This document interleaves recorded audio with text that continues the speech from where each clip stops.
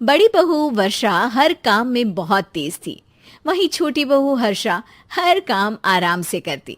वर्षा को अपनी तेजी पर बहुत घमंड था।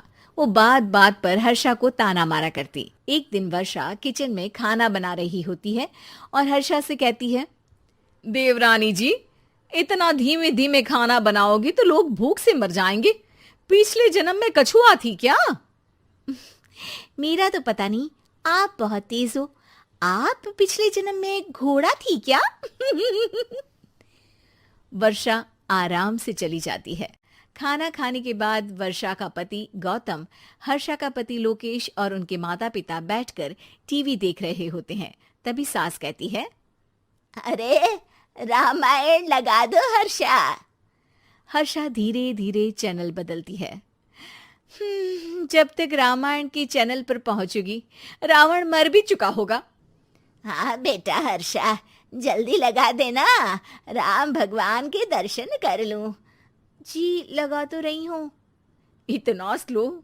सासू माँ इतने में तो अयोध्या जाके राम भगवान के दर्शन कराएंगी। सब वर्षा की बात पर हंसने लगते हैं। वर्षा हर्षा के हाथ से रिमोट लेकर रामायण लगा देती है। हर्षा बुरा नहीं मानती और वो भी हंसते हुए वहां से चली जाती है। एक दिन हर्षा खाना खा रही होती है। तभी वर्षा वहां आके कहती है, अरे कितना धीमे धीमे खा रही हो। इतने में तो शादी में 100 लोग खाना खा लेते। आधे घंटे से खाना खा रही हो तुम। अरे खाने को चबा चबा कर खाना चाहिए। हाँ हाँ, आप तो चबा के भी खाती हो और दबा के भी। अरे आपको मेरे धीरे खाने से दिक्कत है या ज्यादा खाने से? अरे आप धीमे खाओ या ज्यादा खाओ मुझे क्या। बस मैं ये कहने आई थी कि सुबह कुछ मेहमान आ रहे हैं, जल्दी उठ के खाना बना लेना, देर मत करना। साथ में बनाते हैं ना। तुम्हारे साथ बनाऊंगी तो स्पीड को 5वें गियर से पहले गियर पर ले आना पड़ेगा। अरे भाई, तुम्हारे साथ रहकर तो मेरी तेज रफ्तार पर भी असर पड़ेगा और मैं भी तुम्हारी तरह हौले हौले काम करने लगूंगी सब।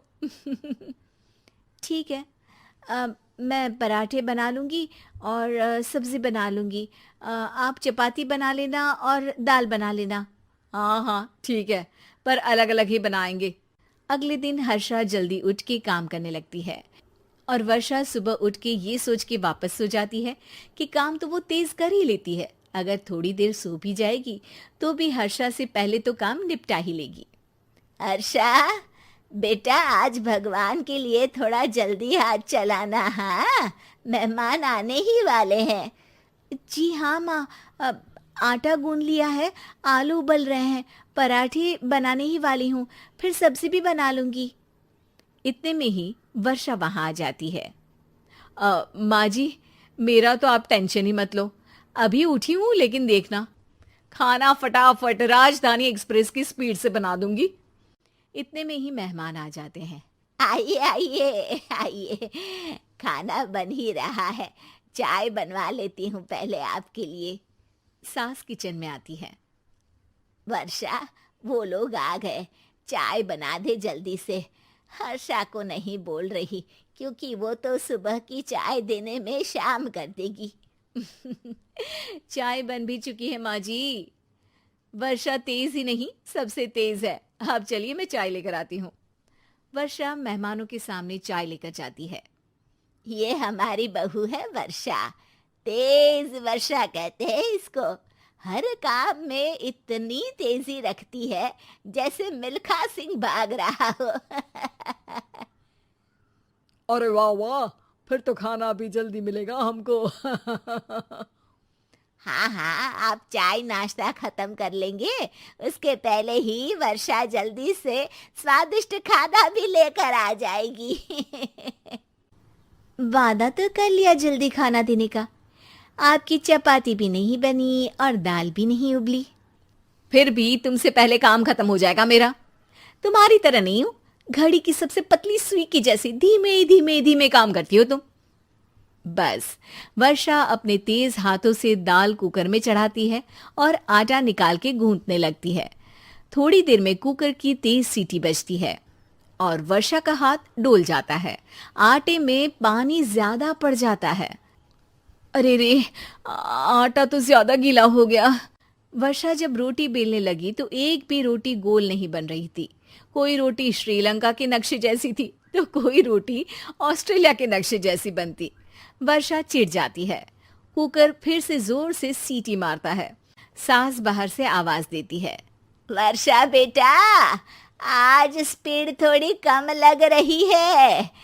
टाइम और लगने वाला हो तो बता दो बेटा। वर्षा को ये बात सुनकर बहुत बुरा लगता है। वो सोचना भी नहीं चाहती थी कि कभी उसकी तेजी पर कोई सवाल उठेगा। वहीं हर्षा धीमे धीमे अपना काम करती रहती है। वर्षा दाल बनाते वक्त भी इतनी घबरा जाती है कि जल्दबाजी में दाल में नमक ज्यादा गिर जाता है। वर्षा का खाना फिर भी हर्षा से जल्दी तो बन जाता है और जब खाना मेहमानों के सामने लगता है तो सब हर्षा के खाने की तारीफ करते हैं। अरे पराठे तो कमाल की बनी है और सब्जी भी। बस दाल में नमक थोड़ा इधर उधर हो गया है। वर्षा को बहुत शर्म आती है और वो नीचे सर करके खड़ी रहती है। तभी हर्षा कहती है, वो ना मैं थोड़ी जल्दबाजी कर गई और नमक ज्यादा हो गया, पर पराठे तो वर्षा भाभी ने ही बनाए हैं, इसीलिए तो अच्छे बने हैं।